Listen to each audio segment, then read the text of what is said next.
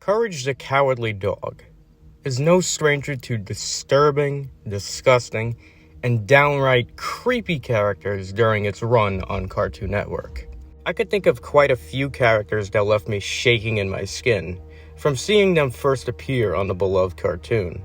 Some notable instances where I felt absolutely unnerved are characters like the Harvest Moon, King Ramsay's Curse, Turn the slide.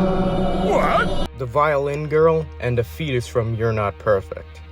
Good God, this was one uncanny CGI rendering I could do without seeing. But despite all those disturbing and heavy-hitting characters that appeared on the show, there is one character that has absolutely disturbed me and made me shake whilst watching the show as a young child. And this character is not too scary looking by any means, but it's the underlying suggestiveness of the kind of person he is. And that character is Freaky Fred.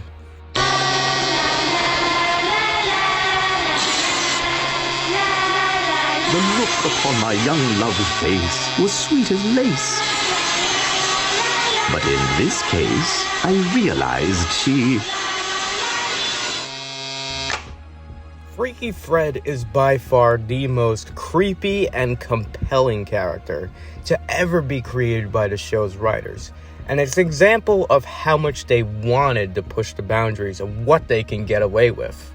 His calm, soothing voice narrating his story and his overuse of the word naughty has put him on as an 11 on the creepometer. While he's fictional, he's probably the more realistic of any of Courage's foes over the years. That being said, he's a watered-down representation of a offender. At least that's the vibe of him that I got. I remember my mother even saying that he reminded her of like a child predator. Especially the mannerisms he displays, the way he talks, and his fucking obsession with hair. It sends fucking chills down your spine. And when I say realistic, I really mean it. Have you ever seen how child predators talk about their crimes? They absolutely take great sadistic desire into horrific behavior. And yet if you've never met them before or encountered one of them, they always seem to have this calm, polite, and respectful demeanor and attitude. That wouldn't make you think twice, and if this didn't push the whole stranger danger talk your parents had with you as a child, then I don't know what will. It's a warning that most people who indulge themselves into the sick behavior and crime will always appear to be a wolf in sheep's clothing. They gain your trust. They act like they respect you. They compliment you, and that's how they manipulate you before doing something disgusting. This droopy curl unfurls sweet memories of a girl. With tresses, oh, they'd twist and twirl and tempt me to be naughty. By all the supernatural and visually disturbing characters that have appeared on the show, they've never held a more grounded in reality scenario than Fred. Fred could be a lot of people. People that you may know. People that you encountered in person. People who you passed by walking down the street. He could be one of those people. And that's the scary thing about it. Now, of course, the writers couldn't just make Fred a child predator. They couldn't just narrate that as his personality.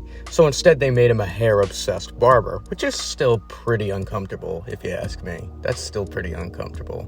They couldn't just flat out say that, oh yeah, he's totally a child predator.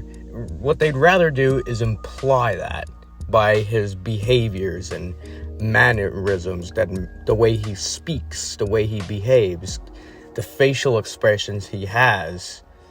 Anything that they could up the creepiness and get that skin-crawling feeling whenever you see him on screen. Besides the writing of the character in the animation, a lot of Fred's creepiness comes from the way his voice actor plays him. Paul Scheffler was the voice of Fred throughout this episode, and he's a classically trained stage actor, and he brings this commanding presence and personality towards his voice work. courage. Other aspects of the episode that really sell that suggestiveness of Fred's obsession is that creepy childlike music that plays throughout the 11 minutes of animation. First with a single chiming of a xylophone. Hello, new friend. My name is Fred. To a full-on orchestra. It reminds me of the first time I knew just how... And then to a creepy child chorus singing that really sells the whole thing.